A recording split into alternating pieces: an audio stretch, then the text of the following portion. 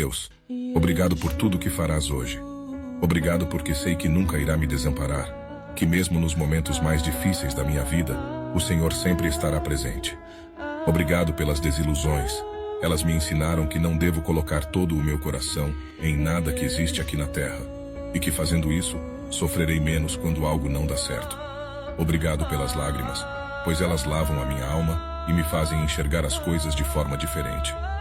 Obrigado por colocar em meu coração o dom de perdoar, e assim sendo, sei que sempre serei perdoada por ti. Obrigado, Senhor, pelo amanhecer. Ele me mostra que sempre posso recomeçar. Obrigado também pelo anoitecer. Ele me faz lembrar que tudo nessa vida é passageiro e que nenhum momento da vida, seja bom ou ruim, durará para sempre.